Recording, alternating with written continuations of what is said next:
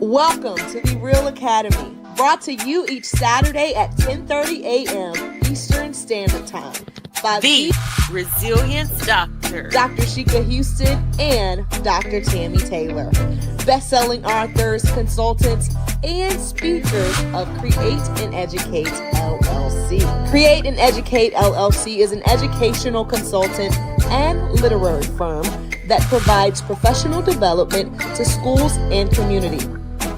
Their goal is to transform organizations with the REALL Resilient framework used to increase their school report card grades 2 and 3 grade levels in 1 year. REALL stands for Respect, Excellence, Accountability, Literacy, and Leadership. This framework is used to coach leaders and teachers and build student efficacy while putting systems in place that aligns the work of the school improvement, making the process manageable. When the work is manageable, teachers and leaders don't stress out or burn out. The Resilience DoctHers. Alignment systems are designed to help schools evolve and grow, all while instituting protocols and processes designed to promote collaboration and collegiality. The implementation of the alignment framework prevents some of the most common problems in education, where leaders sometimes aren't sure where to start, or in our new age of educating, leaders need a trusted sounding board that allows them to be vulnerable and transparent, preventing loneliness at the top. The framework doesn't just help leaders, but also prevents teachers from burning out from too many initiatives and embracing teachers as they are the experts. Finally, the framework extends to the children, helping them get engaged in school and solving a nationwide problem. Alignment systems are frequently referred to as a key element of success in the improvement process. In the sport of rowing, all rowers must put their oars in the water, succinctly creating a system for their boat to reach maximum speed. So schools that want to improve are bringing in the Resilience DoctHers to teach them all about the alignment systems that must be in place for school improvement to be accomplished at high levels. The dynamic duo provides insights into educational topics through their international platform, which includes educators, parents, and community members as a way to support important entities that make communities thrive. This is their way to pay it forward and provide the support they needed through their platform. Take a look. People who work with the Resilience describe them as an DoctHers. excellent and inspiring group of leaders. They get into the weeds of work with leaders through their TrustMate Institute that you should contact them about today by filling out the contact form on their website. It's Super Saturday, everyone. Welcome to episode 240 of the REALL Academy, brought to you by Create and Educate with your very own Resilience DoctHers. I'm Dr. Sheikah Houston, and today is a special day because, as you can see, Tammy is back. Good morning, everybody. How are you, REALL fam? I am excited to be back this morning and want to just take a moment to say thank you to everyone for all of your acts of condolence and sympathy. I appreciate your prayers, your messages, your support, love that was extended during this very difficult time to my family and I. And I just want you to know how much we truly appreciate each and every one of you. Absolutely. And we are glad to have you back, Tammy, to the REALL fam. So, and REALL fam, thank you all for covering her and her family in prayer.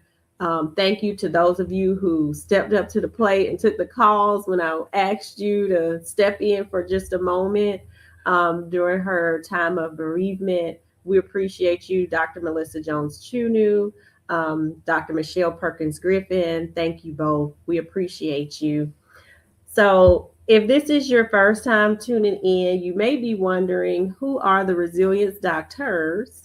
We are glad that you asked. We are best-selling authors, children's book authors, award-winning educators, and speakers who have transformed both our schools after improving our report card grades 2 and 3 levels in just a single year. And after we improved our schools 2 and 3 grade levels in 1 year, people started to ask, well, what did you do differently, or how did you do it?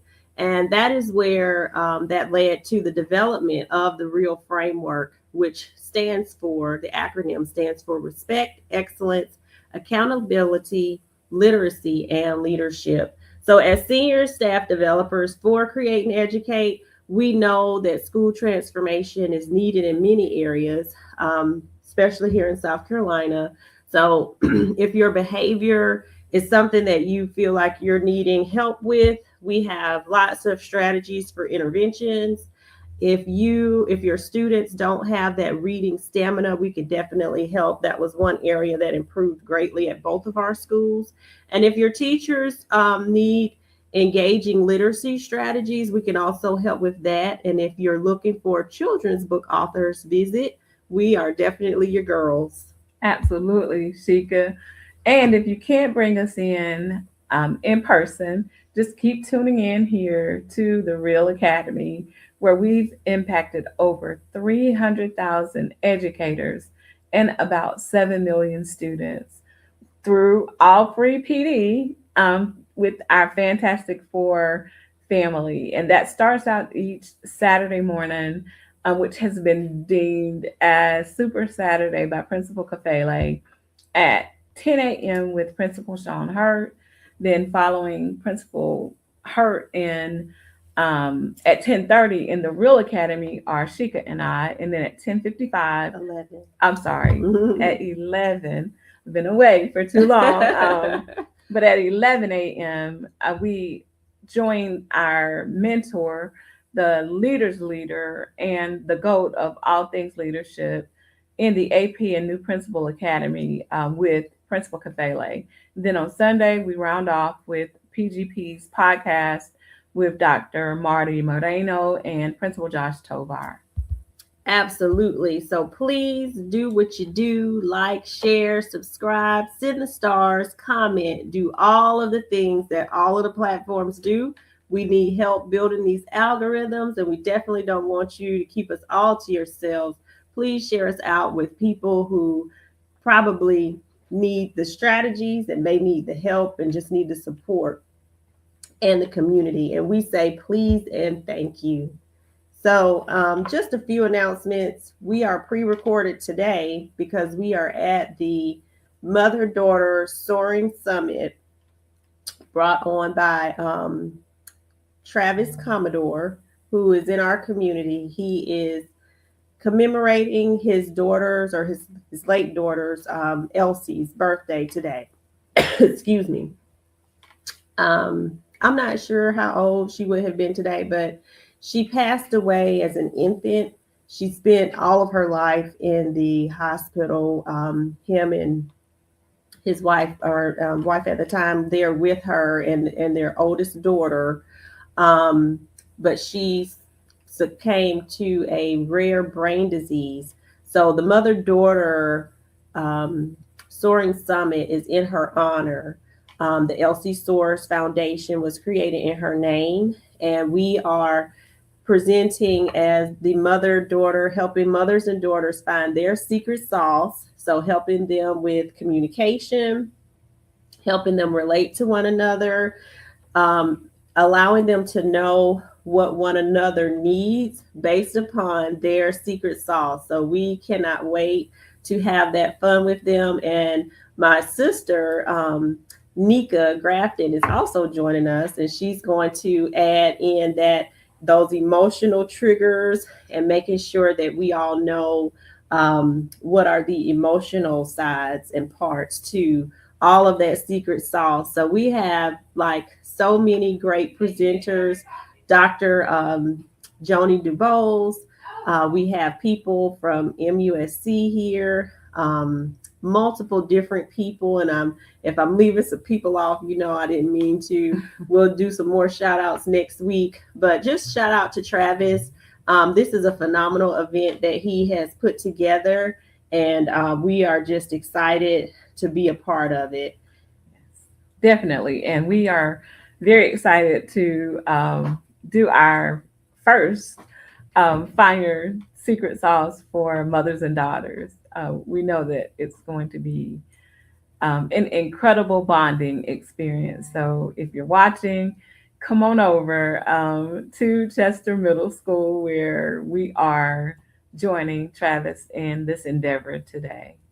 Absolutely. And also shout out to our trader group that we're working with the real framework coaching strategies that they're using. That's Mr. Chris Jackson and his options traders. They are a phenomenal group that I enjoy working with. So shout out to them as well. We had a session this past week. So let's get into episode. And of course, we're not doing real fam shout outs today because we're pre-recorded, but we appreciate each and every one of you being here, and we will get to those shout outs next week.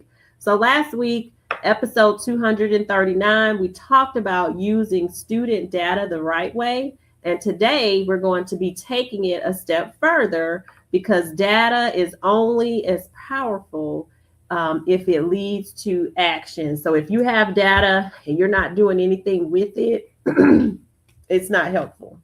Not at all. And if we're honest with one another, we have to just be real about the fact that we collect a lot of data in schools, but collecting data is or should not be the goal. The goal should be the improvement of instruction. If you continue to collect data, we heard people say before, you can be data rich and instruction poor and still have really poor results because in the classroom is where the work happens. Absolutely. So if data doesn't change what teachers or leaders do tomorrow, it really hasn't served its purpose. So data should answer these questions. And these are the same questions that we talked about in that PLC episode. What do I need to reteach? What do I need to adjust? Who needs more support? So those are the things that your data should be leading you back to. And data should lead to instructional decisions.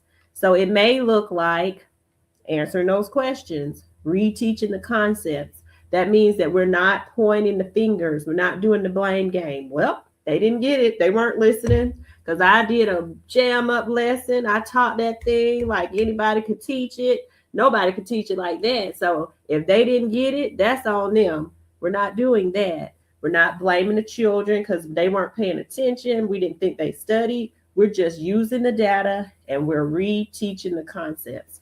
We're changing some of our grouping strategies because we don't want to reteach things to children who already know things. We are adjusting our pacing. We're increasing student engagement strategies because sometimes the students aren't paying attention because they didn't find it relevant. It didn't connect to anything in their repertoire, because if we can't connect the learning to something that's relevant to them, they don't know why they need it. So we got to answer that why. It's very important, especially for our new generation of children. And unfortunately, this is where many schools get stuck. They analyze the data and they talk about the data, they POC the data with those many of the questions that she could just mentioned. And we talk and we analyze, and that's it. But we never translate that into what does this mean for my instruction? How am I going to change what I'm doing in the classroom so that this data looks differently in the future? And as Sheikah said, many times we get stuck because we are stuck in the mindset that, look, I know I'm teaching my standards. I know that I taught this lesson. And sometimes that actually is true, but every time you deliver instruction, and every delivery does not yield understanding for all children. So what you have to do is, as Shika said, adjust the way that you are instructing.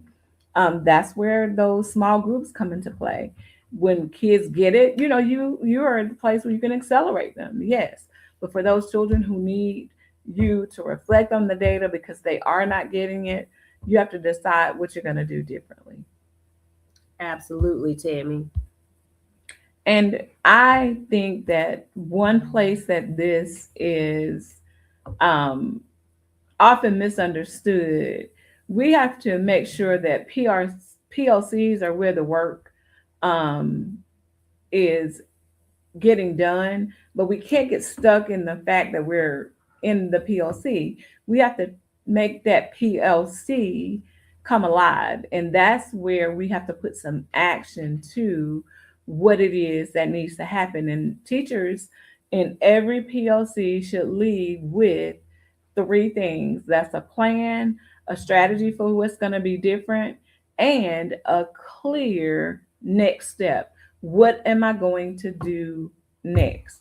So that you can discuss that at your next PLC, and those PLCs become more meaningful.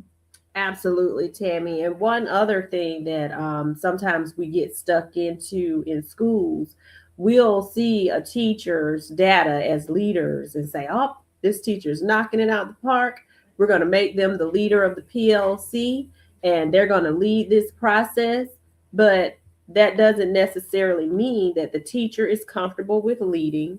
That does not mean that the teacher has some leadership strategies. Those are things we have to cultivate and pour into the teacher at first. So sometimes your PLCs are not just automatically turned over to who you've taken your little wand and deemed as the teacher leader. It takes more than that. So as leaders, sometimes we have to sit in at first to cultivate that teacher leadership, make sure that they feel comfortable, build that PLC team up to where you can now step away. That's the process. So it's not automatic. We don't have magic wands. We do have to pour some things into those teacher leaders and make sure that they're comfortable. So like Tammy said, when they're leaving those PLCs, that they're not just leaving with more data, but they're leaving with direction. For sure. And so the PLC should answer, what are we going to do differently next? And then this absolutely aligns with the REALL framework. So with respect, are we meeting students where they are? This does not mean that we're watering down the standards. What it means is, are we getting them to the point where they're able to have productive struggle? If children are not grappling with things, they're really not learning. So we got to make sure that we're meeting them with where they are. And that's what we mean by them. We don't mean a watered down process. With excellence, are we adjusting the instruction for quality, accountability? Are we following through on changes?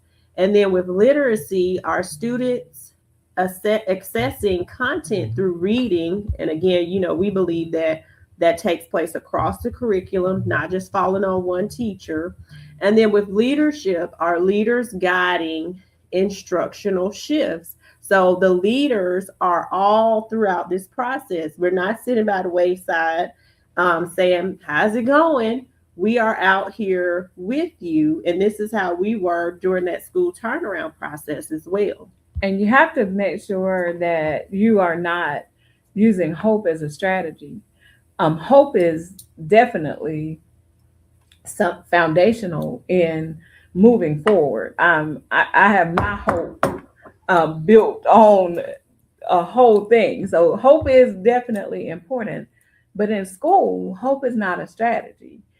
Hope is not going to get you results. You have to be able to put some action towards what you're doing.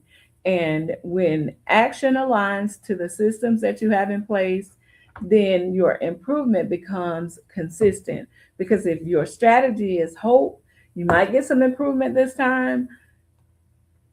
not the next time. So what you want is a system that's aligned to actions that are going to yield consistent results. Teachers cannot make instructional shifts without supports, leaders. And I'll repeat that. Teachers cannot make instructional shifts without support. As leaders, you have to provide coaching, that cultivation that Shika was just talking about. You don't just cultivate people so that they can lead PLCs. You cultivate teachers so they can lead their classrooms, because that's where leadership matters. Don't get me wrong. We need teacher leaders who are going to step up and help with school kinds of actions that require teacher leaders to step forward and help you as the administrator. But we want teachers to be the leaders of their own classes so they know exactly what needs to happen, where the rubber is meeting the road. We have to provide coaching for teachers. When teachers feel like they got given all that they have and they still aren't seeing the results, it's on us to make sure that we get in there with them, whether that's co-teaching or just getting in there to give them some constructive feedback on how to help them become better at their craft. We have to make sure that we're monitoring implementation. Shika used to say that if you don't monitor it, it probably is not going to happen. You have to inspect what you are expecting, because if you just lay out a list of expectations, guess what? If nobody ever checks to see if they're happening, they may be. And in some classrooms, they will be happening. But guess what? In some classrooms, they're not. You have to be willing to give them actionable feedback. You can't just say, oh, yeah, that was a great lesson. Shika, you did a phenomenal job. That could be true, but you need to give some action-oriented feedback, making sure teachers know where you saw strengths, where you feel like there are areas for them to continue to grow. And you then have to protect their time. You have to protect their time for planning. You have to protect their time for collaborating. You have to protect their time for professional growth. And I'm telling you, you can't get bogged down into letting other people from outside that building lead you in a way that does not authenticate what's happening or the needs that your teachers have, because they will begin to see you as not supportive. Absolutely, Tammy. And I think everybody knows who the people that she's talking about. A lot of them, work at our level, and we have to make sure that we are advocates for our teachers and our schools, because we're there and we know what's happening, and you do that in a professional way. So action without support leads to frustration, and action with support leads to growth. So data is not the end goal, but instructional improvement is, and the way that we improve instructionally is by paying attention to our data. For sure, Shika. And when data leads to action, classrooms begin to change. And when classrooms begin to change, students benefit. Absolutely. And that is where you see climate change, schools begin to change, report cards begin to change. It all leads to the change that you would like when you're working on the right work. So thank you all for joining us for episode 240 of the REALL Academy. Yes, we're super glad to be back together and very excited to continue this work with you. We are the Resilience DoctHers, helping you to create and educate for you to be able to thrive. Absolutely, everyone. Make sure that you join Principal Kafele in the AP and New Principals Academy next. Also join Josh and Dr. Madi Moreno on Sunday in the PGP podcast. And we have to shout Josh out as well. He is so intentional every time he is in town, making sure that we break bread. And we did with one of our REALL fam members, Arcella Austri.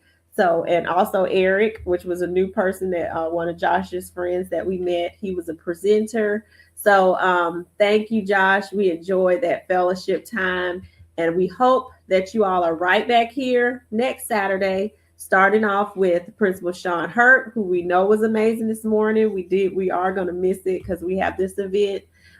Yours truly, Create and Educate at 10:30, and then at 11, the Principal Kafele, the leader's mentor and the GOAT in the AP and New Principals Academy. We hope that you all have a real amazing Super Saturday. Absolutely. And again, Josh, we appreciate you always looking out. And thank you again, everybody, for all of your support and especially for your prayers. And do please continue to pray. Thank you. Have a great Saturday, everyone.